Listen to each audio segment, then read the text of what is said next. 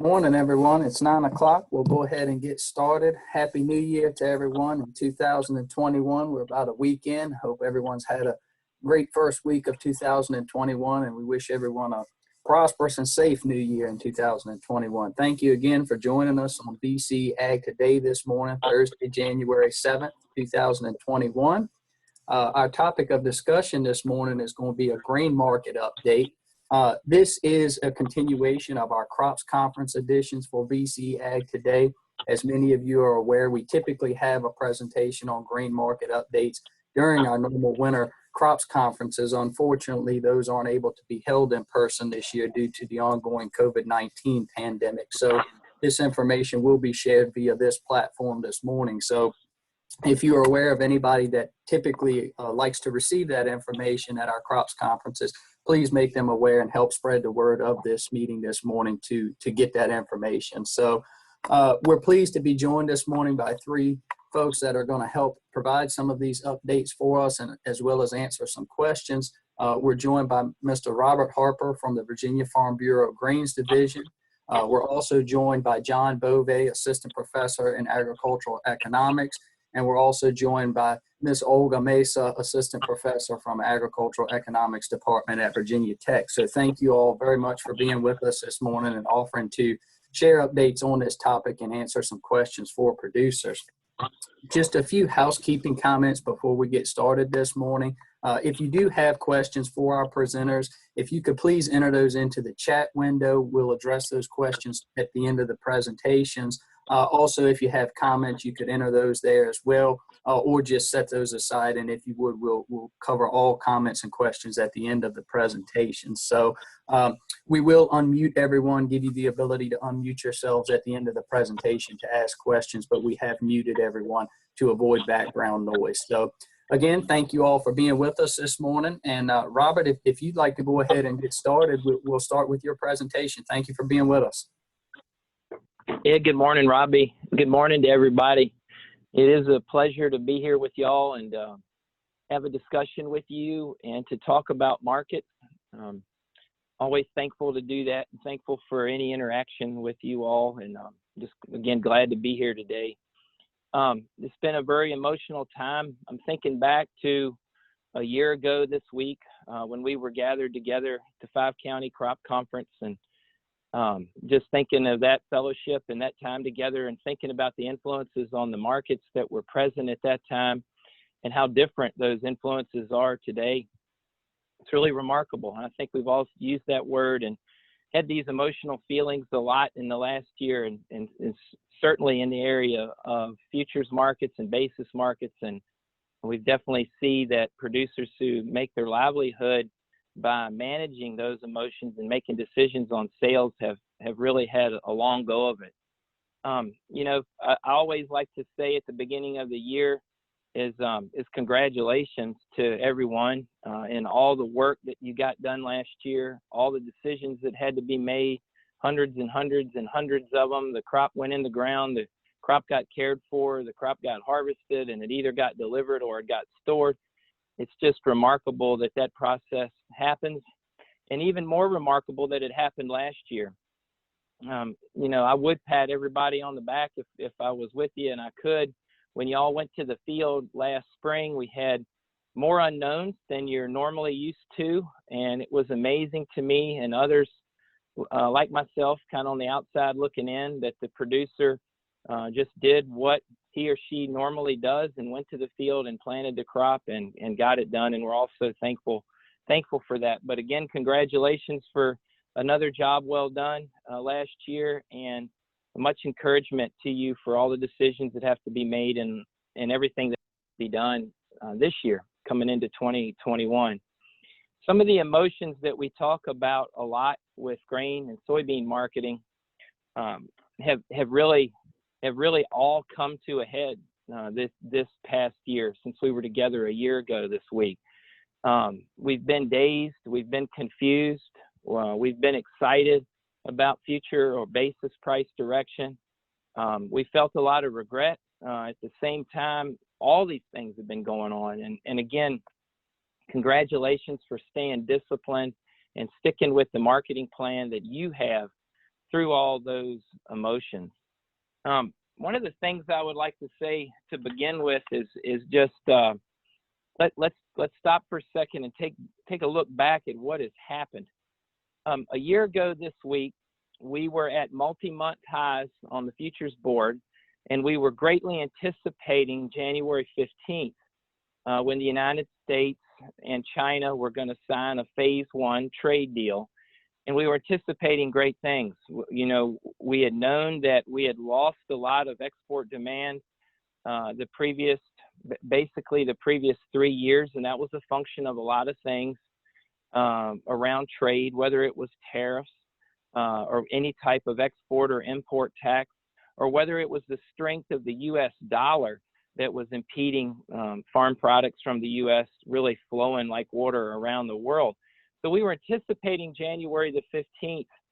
And, you know, it was interesting, too, for me this morning to be thinking about a year ago, if we just take soybeans, for instance, we were looking at 800 million to 1 billion bushels of carryout. What was going to be left over on August the 31st of 2020, and people were already projecting what was going to be left over in 2021. And it was remarkable to see that carryout number continue to come down since July. And we'll talk more about that in a little bit. But when we got the trade deal signed in January, there was a lot of excitement. We saw numbers that China agreed to buy U.S. ag products that were literally off the chart. You know, just rounding things up and speaking generally, we knew before that the most China had ever bought from the United States ag-wise was about $24 billion in one calendar year, and they agreed to buy $40 billion in calendar year 2020. So that certainly put a lot of optimism in the market. And then about the time we got all that optimism in the market for future price, we saw the COVID pandemic spread, and we saw governments react to it in specific ways around the world that pretty much by the middle of March through the middle of April, through the middle of May, and into June, took all that optimism out of futures price. We saw supply chains around the world get changed and even in many cases get shut down. We saw demand disappear, and we were anticipating a great amount of demand. So when we saw that demand disappear, about the time y'all were going to the field, we were at multi-year lows on many futures contracts, specifically different futures months for corn, wheat, and beans. And again, that's part of the encouragement, or how I was encouraged, and all of us on the outside looking in last year when y'all went to the field with so much unknown and future price being below break even for the most efficient producer. So we got all that done. We got into the summer, and we knew the crop got planted. Y'all did a great job. 2020 was kind of the opposite in the United States of 2019. 2019, the crop went in the ground slow and late in many cases. 2020, according to the USDA numbers, y'all went to the field, you got it planted. We got adequate rainfall through the first half of the growing season. The numbers look great. We saw from the USDA by the time we got to July, we saw we were going to be predicted to have record yield for corn and record yield for soybean. So then we start getting into weather models that showed the La Nina weather patterning developing, cold water along the equator in the Pacific Ocean. La Nina in the past, as y'all know, brings dry weather to South America and can bring dry weather to the lower half of the central part of North America. And we saw the rain kind of turn off in the month of August. And we know that that definitely took the top off of 2020 yield potential, but it was still a great crop in 2020. Interestingly enough, when we look at outside influences, and I'm still talking briefly about what happened, we saw the value of the U.S. dollar start to fall. And you can look at a futures chart and you can see that occurring around the beginning of July, and we know that's been occurring ever since. And what that did was that incentivized, by the time we got into late summer, that was incentivizing commercial entities and government entities around the world to come to the United States to secure the commodities that they needed. And it really helped China look good, even though we were 8 months into the year where they agreed to buy $40 billion in ag products, and they basically hadn't started. That's when the fireworks started. They decided to start buying. And we had a period, basically 6 weeks, the 4 weeks in September and the first 2 weeks in October, where the USDA flash sales announcement system, that's a daily reporting system. If a commercial entity here makes us a cash sale of over 100 million metric tons, and depending on the commodity, about 4 million bushels is the way that I think, just simple in general. If they make a sale bigger than that, they have to report it next day. We don't wait to see it on the weekly export report.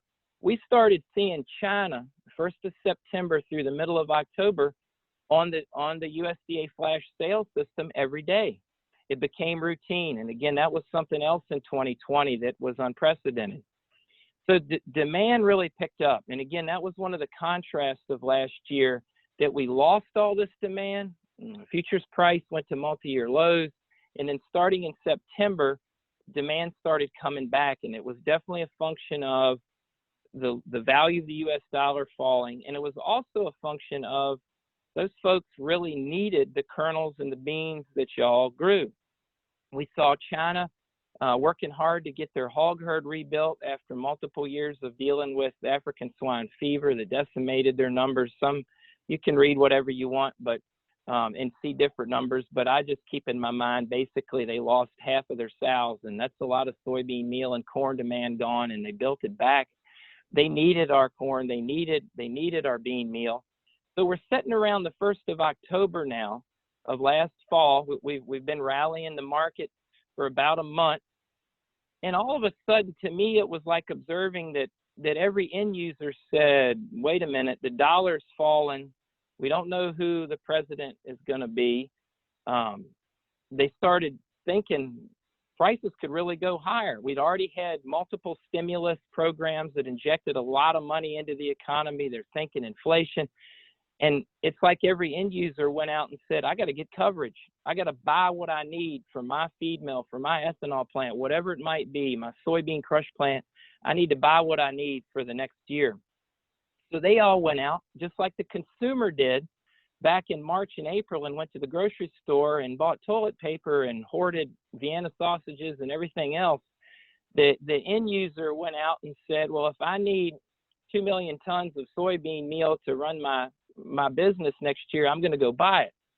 So that obviously, that demand spike was unbelievable to watch, and that made the board go up. Really remarkable, really remarkable to see that. And the word that floated around the trade around the 1st of October was COVID food insecurity. COVID food insecurity, and you made money off of that. The futures market rallied because end users said, I might not be able to get what I want to get in 2021.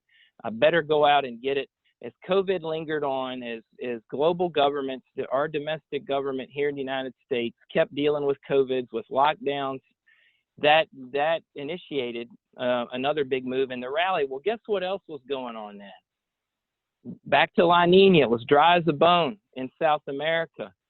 They were trying to go to the field around the middle of September through the middle of October in Brazil and Argentina, and that great big stretch of ground down there. You got to talk real general, because that's basically a 3,000-mile stretch from northern Brazil to southern Argentina. It's a lot of land. Y'all know it. I'm just speaking general. They couldn't get to the field, and then we had a weather rally come in. So you've got the dollar falling, you've got that encouraging buying, you've got COVID food insecurity, making end users want to get coverage, and now you've got dryness coming in, a weather market coming in, and you've got all these different legs that the futures board is standing on. And it was remarkable to see. And we stayed close to our marketing plans. We tried to stay disciplined. Y'all know the theme. Y'all have heard me say it. I didn't invent it. I just learned from y'all, and I see it working. And that's sell early, sell often, and sell in small increments. and we were able to sell into this rally. And I'm still saying that about looking forward. We've got to be selling early, selling often, and selling in small increments, selling into rallies like this. Now, when we got through harvest, it was amazing to see the American farmer in the field. Combines are rolling. You folks are selling bushels. That usually puts hedge pressure on the board. We know when y'all sell a cash bushel to your buyer, they're shorting the market when they buy it, but it didn't even matter. It was farmers are selling beans, they're selling corn, and the board is still going up. There's more buyers than there is sellers, and the hedge pressure just wasn't knocking the market back. It was remarkable, and we still see that here today. It's just buyers in the market, and where are the sellers at? Bull market. So when we think about that, we came through harvest. Prices look really good. The presidential election gets a little clarity to it, and a little clarity, and a little clarity, and a little clarity. You know, we're still dealing with that today, and it's a big influence on how money is flowing around the world. So 3 weeks ago, when this market really took off in a way that people who teach me say, people who traded for 30 years, they haven't seen market action like this in their career. What we're seeing now is basically, however you want to define it or divide it, a fourth or a fifth leg of support under this futures rally. We talked about weather, we talked about demand, food insecurity, dollar. Now we're looking at speculators who drive the market betting on inflation. And they're betting on a lot of inflation. You know, you just can't keep printing money and injecting money into the economy and not think prices are going to go up. The speculators are smart people. They study this and they bet on their opinion. And what we've seen the week before Christmas, the week of Christmas, last week, and now this week, is something I've talked about the 6 years I've had the opportunity to work for y'all here at Farm Bureau, but that I've never seen, and that is a change in money flow. This is new money coming into agricultural commodities, coming into energies, coming into the stock market, whichever index you want to look at around the world or here, and flooding the market because they're betting on inflation coming, and they want to buy now because they think everything's going to be worth more later, and they can sell it at a higher price. So that's where we are today. We can talk at length, all of us could, about looking at a chart from a technical perspective, looking at one from a fundamental perspective, but the reality is we're in a bull market, and you can see that because of the inversion in the futures board. I had one analyst tell me this week, just speaking of soybeans, from the July futures contract to the November contract, that inversion upside down market is the biggest in 25 years. You can see the inversion in the Chicago wheat board and the corn board. That's the market clearly telling you all that they want what you have right now. And the market is trying to get into a position of rationing. And you know, maybe Olga and John, y'all might want to talk some about that. We saw this in 2012 when futures prices rallied, when money flow changed, when money came flooding into ag commodities for different influences at that time, some the same but mostly different, that futures price kept going up, kept going up, kept going up until finally it got high enough that people who use the products of what you all produce couldn't use that many anymore. Demand fell. The speculators saw that, and then the futures price fell because they got out of their hedges. So that's a lot of saying about where we've been, where we are. What do we do now? One thing we've got to keep in our mind in this bull market we're in, this basket rally, when you see everything going up together, whether it's fluid milk, whether it's live cattle, corn, wheat, beans, crude oil, this money flow, this money that's coming in off of inflationary concerns, we know that something has changed. We also know there's massive volatility. Just take 1 day's trade, one futures contract, just back up 2 days. Today's Thursday. Go back to Tuesday, March soybeans. At one point, we were up 54, 55 cents a bushel. And then right before the close at 2:15, beans fell 20 cents a bushel and closed up 34 cents. You're going to see a lot of volatility, major volatility going forward. And y'all know what the textbook says for us as well as the speculator: volatility can equal opportunity. And that means that, again, we have to have that written marketing plan. We have to stick with it, sell early, sell often, and be making some hard decisions right now. If you have old crop bushels still in the bin, corn and beans, and a lot of y'all do, and that's a good thing, we need to look at what our timeline is on when those bins have to be empty. Let's say you've got 50,000 bushels of corn in a bin, and you don't keep any corn past April. So you know you have January, February, March, and April. You've got 50,000 bushels. You've got 4 months to sell it in. You can do some simple math and say, maybe I'm going to sell 10% of what's in there right now. I'm going to wait 3 weeks. I'm going to sell 10%. I'm going to wait 3 weeks and sell 10%. Think about it, write it down, and then stick with what you've written down. Same goes for any beans that you would have in your bin. Y'all know what your cost of production is. That's personal. That's tailored to your business, your enterprise. If you know your cost of production, which you do, then you know where you're profitable at. Then you can figure what margin you want above your profit, and you can set targets. And remember, yesterday we did hit 6.5-year highs on the corn board, and we hit 6.5-year highs on the soybean board. And we also have excellent basis right now. We've got excellent basis that end users, buyers will pay you for your soybeans. We've got the best that we've had in years. In some instances, we have the highest soybean basis we've ever had in Virginia. And we have really good corn basis right now as well. One issue with corn, we're seeing the front months from a basis perspective filling up, like January and February. We've had several end users in Virginia that use a lot of corn who 2 months ago, 1 month ago, saw this potential rally coming, and they basically got out of the truck corn market and they bought what they needed off the rail. I know one feed mill that has gone no bid from today through July because they bought all the corn they needed off of a train, and it's going to be coming in 2 trains a month from Indiana or Ohio from now through July. So they're out of the market. That's weakened basis some. We can talk more about that if you have questions, but remember what to do now.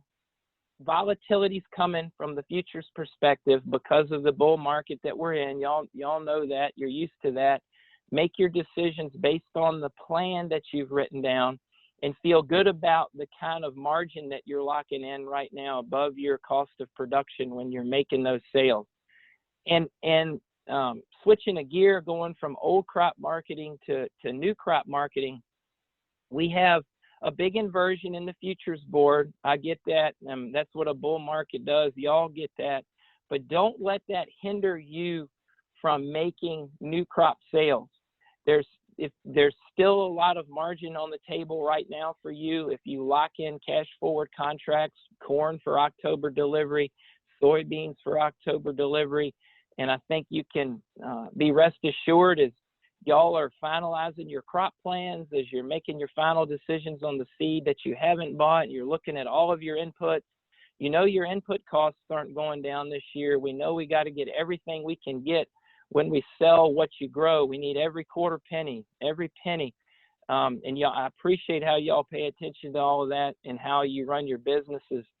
It's time to make some new crop sales decisions if you haven't. Remember the old rule of thumb that I still see a lot of Farm Bureau members follow. And there's some flexibility here, whether you can store 50% of what you grow or 100% of what you grow or 0% of what you can grow. But one general rule of thumb is being 40% priced when you go to the field with your drill or with your planter in the spring. There's a lot of wisdom in definitely not being more than 40% priced for a lot of different reasons that y'all are aware of those. But if you think about that, if you're in the biggest bull market, and in some ways in anybody who's trading right now's career, And we know from a futures perspective, we're basically at 6-year highs. You know what your average production history is when God makes it rain. You can do some math and figure on what you can sell. Think about that. Think about trying to be 40% priced before you get to the field.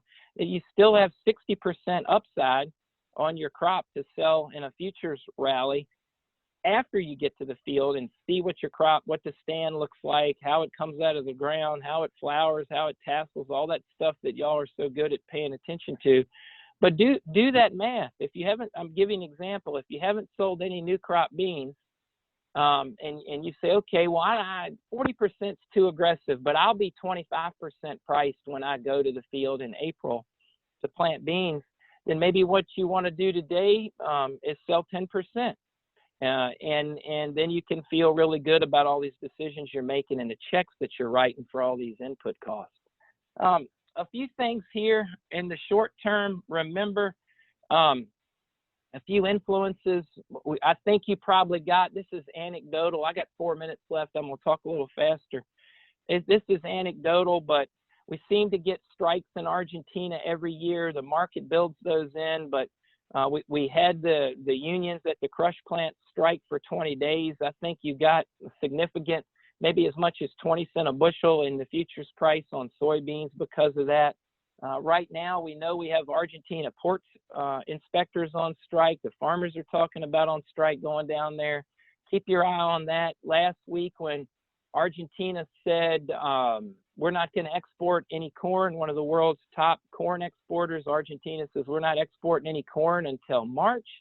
That's basically them telling you and me they think they're going to run out of corn and they got to check their bin and they want to hold everybody back until March. That was very positive to price. We've got the dollar continuing to fall. We've got more government stimulus. They say 2/3 of this latest round of stimulus is already out in the world, whether it's money going to the banks or money going to the consumers or money going to the states. You can't keep printing money and not think stuff is going to go up. Crude oil is above $50 a barrel, barely again. Remember, that's pre-COVID. That's an amazing, amazing thing. And then I'll leave you with this. January the 12th, next Tuesday at noon Eastern, we're going to be getting the annual crop production report from USDA. And remarkable to get those numbers. All eyes are going to be on it in an amazing way. And we're going to see if the USDA lowers the corn yield from last year, if they lower or if they raise the soybean yield. But the main number that I think people are looking at is ending stocks. What's going to be left over in the bin at the end of the marketing year for corn and beans, August 31st of this year. The trade guess is that the leftover bushels for corn, 1.5 billion. The leftover bushels for beans, 140 million. And remember, a year ago right now, we were looking at 800 million to a billion leftover of soybeans. And now they're talking about 140 million. So keep your eyes on that for next Tuesday. And that's part of some pressure on all of us. Should we make some sales before Tuesday's report, or do we wait till after? And maybe some of that will come up in the questions now. But I appreciate your attention. Just a little snapshot on what's happened and the volatility to expect going forward. And the new leg under the rally right now is inflationary concern by the speculator who drives this futures market. They're buying because they think everything's going higher. And stick to your marketing plan, be disciplined, and feel good about making these sales when you're making some money. So I wish you the best this year as well. Thank you for your attention. All right. Thanks, Robert. We appreciate you joining us as always, sharing great information. Robert, are you going to be able to stay on the call with us until we finish up for questions, or Sure. would you like to assess your questions now? No, I'm thankful. I'm glad to be on the phone call. Mm-hmm. Okay, we'll go ahead and get some comments from both John and Olga, and then we'll just have a question and comment section at the end and hopefully facilitate some discussion. So John or Olga, either one of you, whichever one would like to go next, please do so. Dr. Moss, I'd like to ask you to go ahead, since you're really much more of an expert on grain markets than I am. I don't know if I'm an expert. I'm a big fan of Robert Harper, and I think he did an excellent presentation. And essentially, to summarize it all, we've had a perfect storm with multiple winds blowing in the same direction. And this resulted in the prices that we're observing now. The big question is how long these winds will keep blowing and how long can we enjoy this rally? And I think it would be hard to answer this question. And I think to answer this question, you just have to think about each of these factors one at a time. We've had strong demand. A lot of this demand is due to exports to China. According to some of the latest information, with all the strong sales that we've had, Chinese exports are still behind the schedule. They're slightly above 50% of what they've committed to. So it's likely that this demand is going to remain strong. But at the same time, we know that Chinese buyers like to take advantage of low prices, and those low prices are not in the market anymore. So, you know, they promise to do a lot of buying, but at some point things are going to slow down there.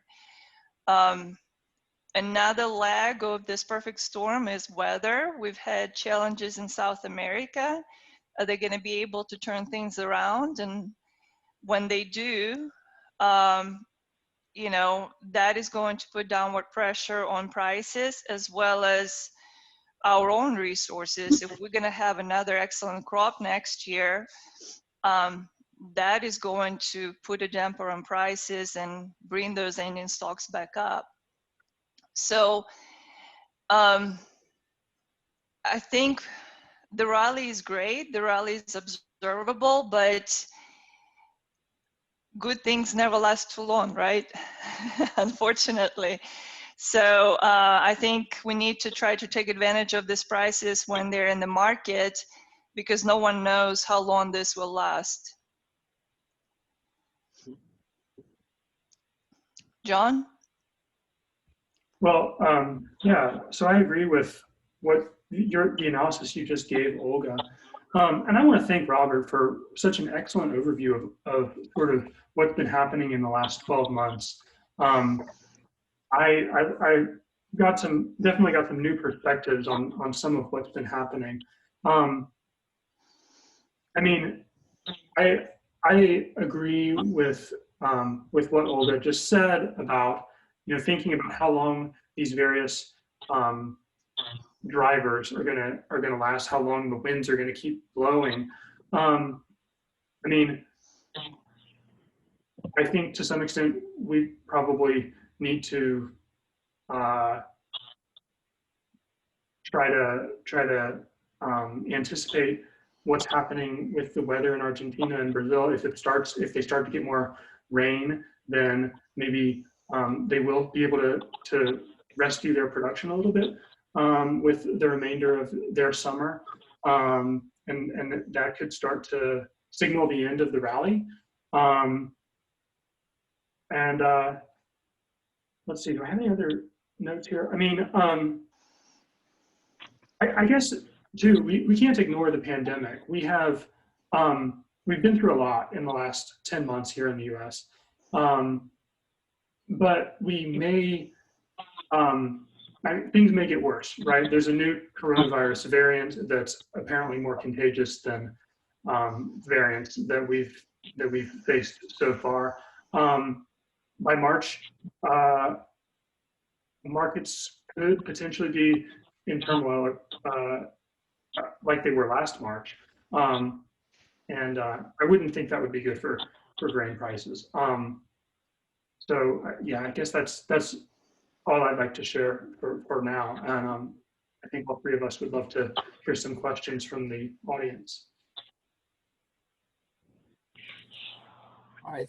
Thank you, John. Appreciate your comments, and thank you as well, Dr. Mesa. Appreciate you joining us this morning. And I think all the presenters have given a lot of really good information, a lot of good recommendations and thoughts. So we'll go ahead and open it up for questions and comments. I see we've got a couple in the chat window, especially from Robert's presentation. So I guess I'll just go ahead and start with the first one I see, Robert. And that question was, are we done with the rising soybean price? You know, I know that I've talked to some producers that have seen some stuff and have some speculation that it could go up to $14 or $15 a bushel. And of course, a lot of the factors that Dr. Mesa and John and Robert as well have mentioned, you know, we don't know what's going to happen with a lot of that. So any comments that y'all would make on that? I know you've covered that to some extent, but do you think that this is going to last for much longer? But you want me to go first, Robbie? Yeah, that'd be fine, Robert. Yeah. Okay. Yeah, great question. And Olga, you mentioned that as well. That's what we're all looking for. What price point?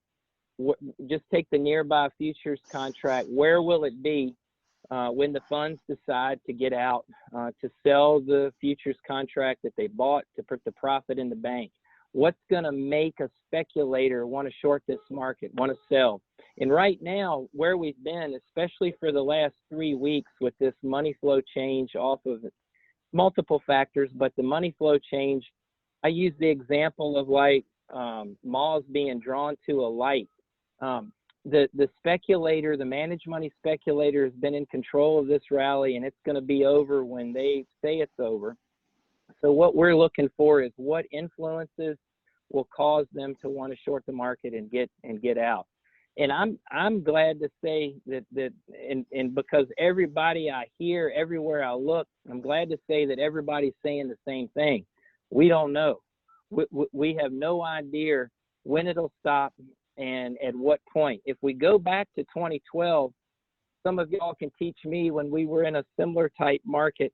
And depending on which futures contract you looked at on the soybean board, you could see $17 before the rationing market took over, before the products, speaking specifically of beans, were just so expensive, whether it's oil, hulls, or meal, that end users couldn't use them anymore. And that's what keeps us from running out. The price gets so high that the people who use those products don't use them anymore. So I was listening to briefly our Farm Bureau's broker, and there's a lot of smart people out there that know how to study a chart from a technical perspective. And I'll give an example. He told me that when soybean futures, the nearby contract closed above $12, that there was no longer a technical top on the soybean futures chart. And if you look at, again, the funds have driven this rally, this main leg of it, the last 3 weeks. Look at how orderly it's been. You know, we went to $10. We went to 11. It took us 2 weeks to go from 11 to 12. It took us 2 weeks to go from 12 to 13. And then we've tapping on 14 at the highs of this week already.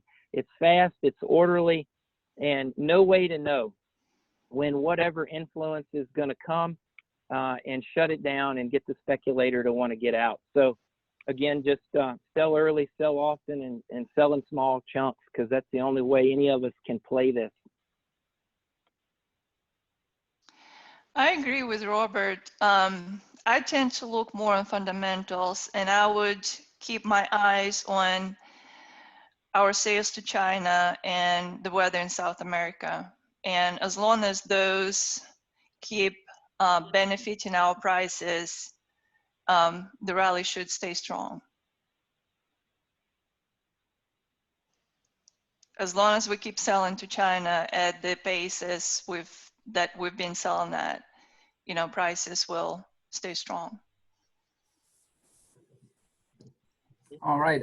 Thank you all. One more comment that we had a question here, but I think what you just said kind of answered this was what would be the triggers, or if any, that would start the demand and prices to fall? And I think most of the things that you all just discussed with the weather changing in South America and the demand from China would kind of help to trigger that point. So I think that answered that question. That's all I see in the chat window for everyone. So if anybody else on the call has any questions or comments for the three presenters this morning, please go ahead and ask those. You should have the capacity on your end to unmute yourself. If you just click on the little microphone in the bottom left-hand corner, please do that, and we'll take questions or comments. Yeah, Robbie, this is Bob Waring. Robert, I appreciate your thoughts, well, all three of you. So yesterday, Dad and I were loading trailers, scratching our head, trying to figure out whether we were going to take corn or beans up, and ended up taking beans. But in this whole presentation, a lot of this was focused on soybeans and whether they're going to, how volatile it's going to be. Am I to assume that corn will be less volatile? So if we're playing the market up and down and trying to sell obviously at the highest before this great fall takes place, is it better to leave corn in the bin and focus on beans right now, or when beans fall, will corn go down too? Yeah, it's a good question. And think about it the way that, especially the last 3 weeks of this rally, that it's come in this basket form where kind of everything has gone up because of the change in money flow. It can certainly all come down together too. A perfect example of that, fundamentally, you've seen a big rally in the Chicago wheat futures. The fundamentals just aren't there to have rallied wheat like they are to rally corn and to rally beans. Wheat's just been basically along for the ride, if that's an easy way to put it, or maybe a too simple of a way to put it. So, Bob, great question. And I would back up and say that, yes, volatility is going to be strong in corn. And just doing some quick math, if we go back to the lows of last spring, when we had 60% of the ethanol, and I'm not lying, that's a real number. We lost 60% of our ethanol production for a time last spring. The nearby corn futures chart, it hit 301. And if you look at the nearby corn chart this morning at 492, my Dollar General calculator, it says that's a $1.91 rally on the futures chart off of last spring's lows. So a lot of volatility could come with corn checking up and going. Now remember, look at that ending stocks number for corn at under 2 billion. We know that is very positive to price. We know that Argentina is drier than Brazil, and we know that Argentina plants first crop corn where, generally speaking, where Brazil plants first crop beans. So the corn crop has suffered in Argentina, and we know that they've cut off their export program. That's pretty positive for price. We also know something. You talk about markets getting exhausted. If I did my math right, yesterday should have been the 16th day in a row that the corn board closed up. So volatility will come in the corn market, both up and down, going forward. Now, here's where it gets interesting with y'all making decisions on your corn.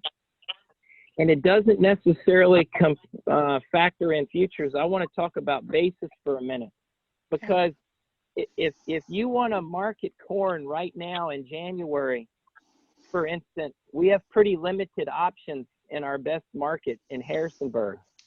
We've also are seeing basis values in Harrisonburg fall for the month of February, and they'll continue to fall until those end users, at least 75% of them are now relying on train corn. And remember why they're doing that. They got scared corn was going to go up 2 months ago. So they said, we're not going to wait around. We're going to cover our needs. We're just going to buy what we need. But you've got really good values in the Harrisonburg market, for example, $1 over the board for March, $1.05 over the board for April. I even see numbers as high as $1.15 a bushel basis above the May futures contract for April delivery, for May delivery. So I think a lot of your corn sales, old crop corn sales decisions are going to be tied equally to basis and just being able to physically move the corn because of all this rail corn coming into our corn deficit state. So maybe I rambled on too much that it didn't make sense, but maybe John or Olga, y'all can talk too. No, I think these are great points. I mean, at the end of the day, you're going to be selling your crop locally, and you have to pick out the best timing for that. And basis at that point plays the major role, definitely. Yeah. So I guess what I'm understanding from everything is that not only what's in the bins, but this is going to be probably the year that we will need to look heavily on futures and buying for selling for November 2021 up into 1st of 2022, because if it falls, Things it's can going to turn fall. around. Yep. Okay.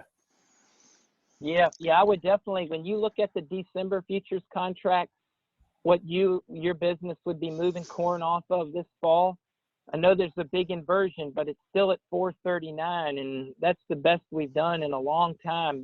If God makes it rain, you get average yield with Virginia being corn deficit and having such a great basis, and you tack a great basis onto 439 futures, you're making money, good money. And again, that goes back to, do you want to be 40% priced before you go to the field? Do you want to be 25% priced? And I do work with some really educated people who good folks who say, I'm not going to price anything this year before I go to the field. They say this is the biggest bull market in my career. My plan is to be patient. They're very bullish. They're waiting on it going higher. And there are a lot of folks I get the chance to talk to who are sitting on a lot of old crop corn who aren't ready to sell because they're bullish. And all that I'm getting them to try to do, Bob, is say, okay, what's your fence? I want all my corn gone by the end of May. I'm going to say, okay, let's do simple math. If we're going to move 10 months, 10,000 bushels in February, 10 in March, 10 in April, 10 in May, whatever the number is, let's lock the basis in now. Let's take that basis risk out.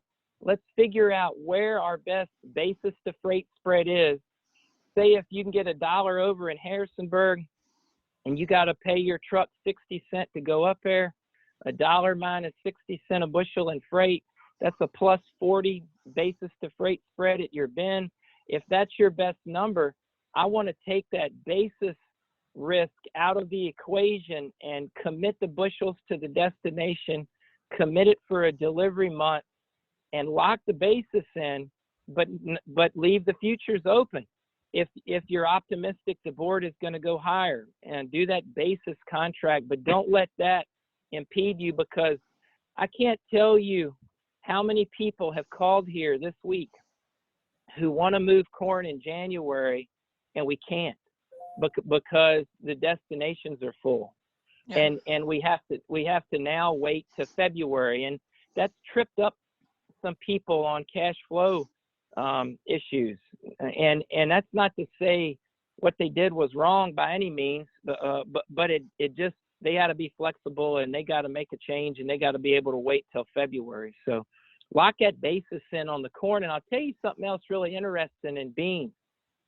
We're so fortunate in Virginia to have developed such a group of buyers out there that are really good at selling 40-foot shipping containers full of raw soybeans. We've got 1, 2, 3, 4, 5. We've got at least 6 entities that are selling containers. They're going to keep your basis market up really strong for beans moving forward. What we're also thankful for is we've got one end user who's also an exporter that's got 50 foot of water at a dock on the Elizabeth River in Chesapeake, and they can load 2 million bushel vessels at a time.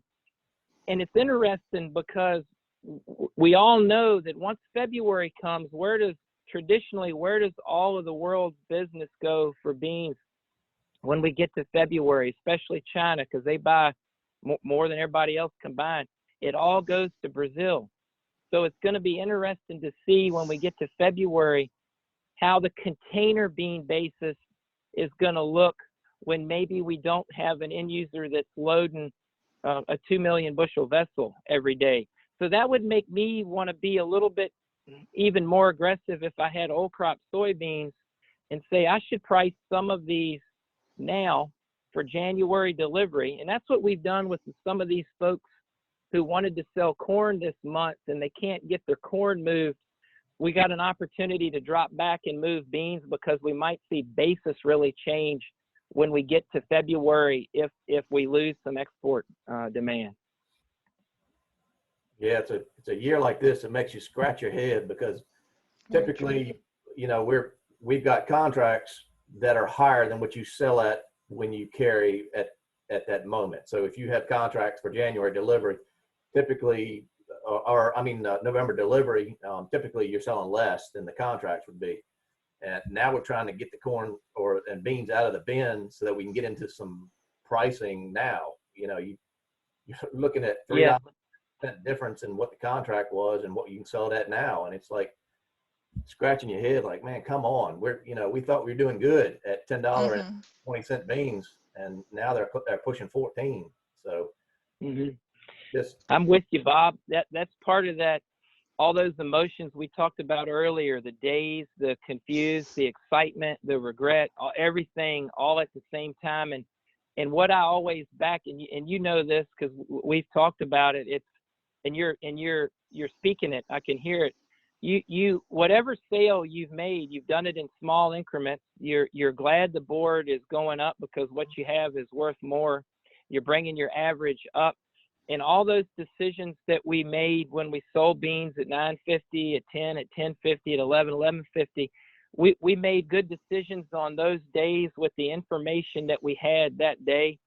And it's sobering at the same time, but we're focusing on the and I hear it in what you're saying. We're focusing on the good part that when we get our contracts delivered, the remaining bushels we have, we're going to really bring our average up. And that's another reason to be, I don't know if aggressive is the word, but be in this market on beans and making those incremental sales as best you can. I know you want to get your contracts delivered so you know how much you got in your bin. Nobody wants to under or oversell in a market like this or in any market, but it's harder right now to make a mistake. We've had some people this year that were short on contracts, and that's very painful. The last 4 or 5 years, it hadn't been too painful because the current price might be a dime different, but like Bob just said, it could be as much as $3 a bushel different now. It's painful when you're underfilling a contract. You got to buy yourself out of it. Yeah, very true. And I would agree that this market is very unusual. I mean, we hardly ever see markets being inverted the way they are. And I don't believe that was the case in 2012. I think in 2012, with the ethanol and the drought, we felt like prices will go up forever, right? We're not seeing that in the market at the moment. Yeah, well said. If I take the March soybean future right now is at $13.50, and if I go out to November, the new crop futures contract is trading right now at $11.50. We got a $2 inversion, and it's banging around. I mean, at one point yesterday it was $2.10, and again that's 25 years. I'm agreeing with you, Olga, that what didn't exist in 2012. But yeah, the market's strange, a lot of strangeness and head scratching. Just like Bob said, it just leaves everybody scratching your heads. And I've talked to 2 owners this week of country elevators in Virginia, and you talk about folks that are scratching their head. If you own a grain elevator, just like you farmers, y'all own grain elevators and own bins, you know the stress level of an inverted market and how to figure out how to trade it. And I really am hearing that in the voices of these folks that own elevators, as well as the pain of making those margin calls every day to in their hedge accounts with the board going up. A lot of anxiety around all of that, but y'all know what to do. You're doing a good job, and just keep at it. And as one of my mentors tells me, who's been through similar markets as this before, and it just sticks in my mind. He just says, make one decision at a time, move on, and you got to ride it out. And that's kind of where we all are right now. And I think, I would just support your arguments to price early, price often, price in small increments. Yes, you may not get the best price on every sale that you make, but as long as you make money on each sale you make, you're going to stay in business for the long term. Yeah, well said. All right.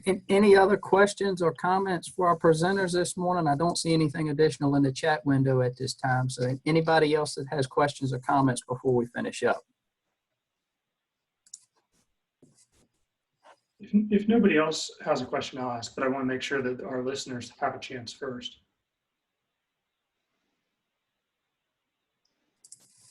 John, I don't hear anybody else speaking up, so go ahead. Robert, what do you think? I guess what are our anticipations about the domestic feed grain demand this year? Yeah, what I'm seeing on that end, domestic demand is mixed. I think there's still a lot of questions about COVID, and you mentioned that earlier, John, about ethanol. Everybody watches that weekly ethanol report that we get on Wednesday to see what our production is, to see what our stocks are. Are we drawing any out of the tanks, or is it piling up? Of course, from feed grains, from corn's perspective, we're so tied to ethanol, where roughly 30% of our corn domestically that's grown is used domestically for ethanol. With the new administration coming in, a new EPA director, we know the problems that we saw through the Trump administration with trying to get the EPA to communicate with everybody, and all the ethanol industry stuff that really is way over my head about the RIN credits and trying to get the blend up to 15% from 10%.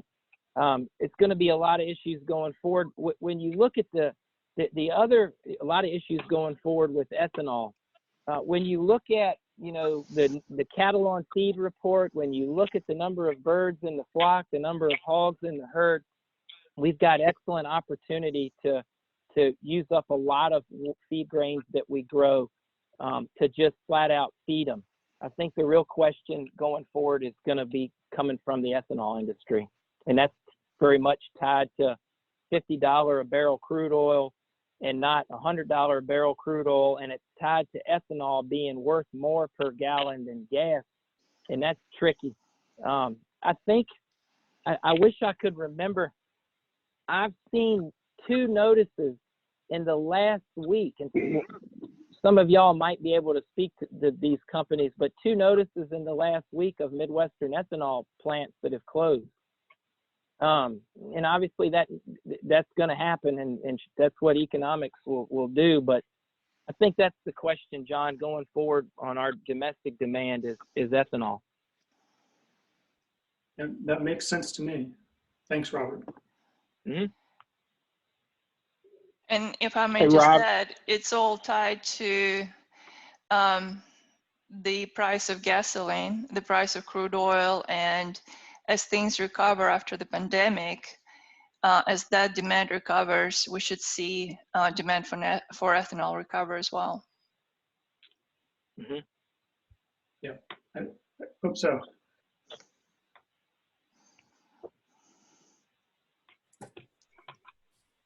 Any other questions or comments this morning?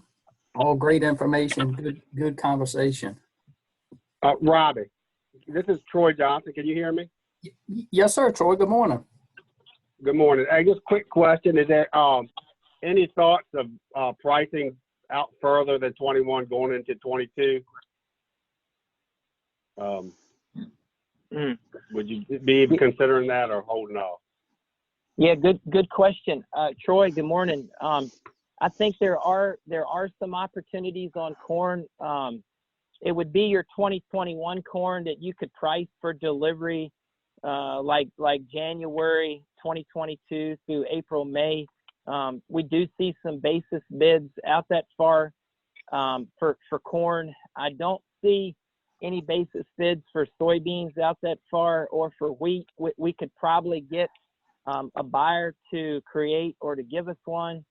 And we also know in a market that some of you are really good at hedging in your own hedge accounts, but we know in a market that's been as volatile as this market has been basically since September, a lot of the advice is to stay away from just flat out hedging and holding that hedge in your own account. So we would have to market 22 bushels, allow that buyer to hold the hedge for you and just do the cash contract. Right. So I'm with you, Troy. I am. I think these prices are at 6+ year highs. You've bought your corn seed, you've got your crop plan in place, you know what you're going to plant this spring, you got an idea of what you're going to harvest this fall, and you got an idea of what you're going to put in the bin, beans and corn this fall. So you can make good decisions for what you would be moving a year from now in 2022. Yep. And I would encourage it. It's if it's a good opportunity to make old crop sales, it's a good opportunity to make new crop sales, whether you're delivering them at harvest or post harvest. So I would support you running the numbers. I know you do, and looking at 2022. Yep. Okay. And just looking at prices, 22 is not looking as great as now in the beginning of 21, but some aggressive wish orders may be possible. And if you get in, you get in. If you don't, you don't. Okay. With the way the volatility has been going, if you get lucky and hit that jackpot, that may be worth a try.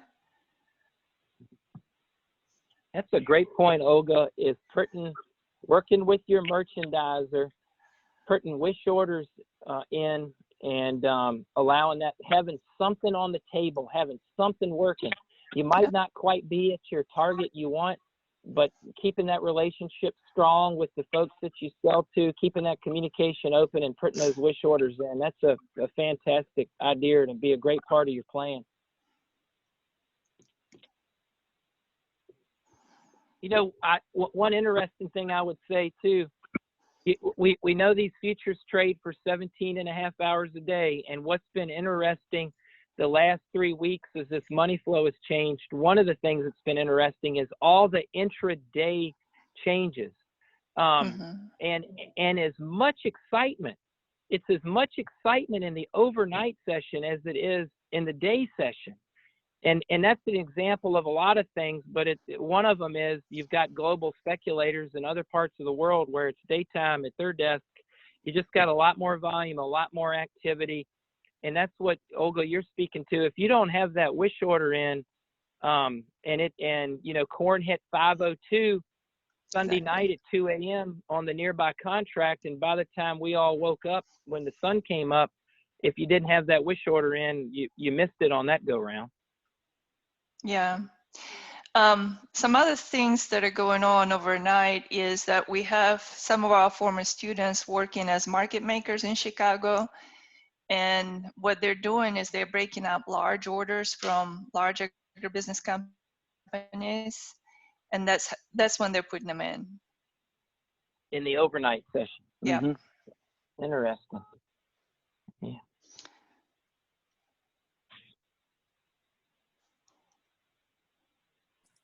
All right. Thank y'all for answering Troy's questions on that. Are there any other questions or comments this morning?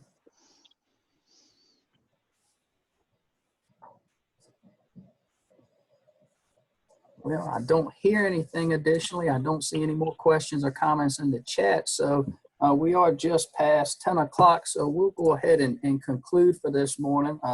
Again, I would just like to thank all of our speakers this morning. Thank you so much for joining us and providing these recommendations and updates. Very valuable to our producers here in Eastern Virginia. So thank you, Robert, John, and Olga. Thank you three so much for being with us this morning. We really appreciate the opportunity. Also, just like to take a second and thank the group of extension agents that make this effort possible. Stephanie Romelchek, Laura Maxey-Nade, Trent Jones, and Mike Broadus. Thank them for all of their help in the program as well. For those of you that have joined us this morning, there are several things. Is an evaluation link that you'll see scrolling across your screen. If you could take a few moments to visit that link and provide us some feedback on the program, be greatly appreciated and help us make improvements as we move forward with the program. As I mentioned, this session has been recorded this morning, so we will make that available to anyone that would like to see that. It'll be added to our VC Ag Today playlist on the YouTube playlist that we have. So if you're interested in that, please contact one of the local extension agents. We'll be glad to get that information to you. This is part of our virtual crops conference, so we will plan to put all of these presentations for our crops conferences together and get that information out to local producers as well. So be on the lookout for that in the coming weeks. We plan to get that out to everyone. So thank you for everyone for joining us again this morning. Hope everyone enjoyed the presentation and got some great information. We look forward to seeing you all next time, and thank you all again for joining us. And one last time, just like to thank our three presenters for the great information. If you have additional questions on the topic after the presentation, contact one of your local agents, and we'd be glad to reach out to one of these three individuals, or I'm sure you can contact them directly. They'd be glad to help. All right. Thanks a lot for having us, Robbie, and everyone else. Thank you, John. Appreciate you. Thank you, Dr. Mesa. Appreciate you being with us. Bye-bye. Thank you all. Take care. And have a Take great care. day. Bye-bye. Thanks, Robert.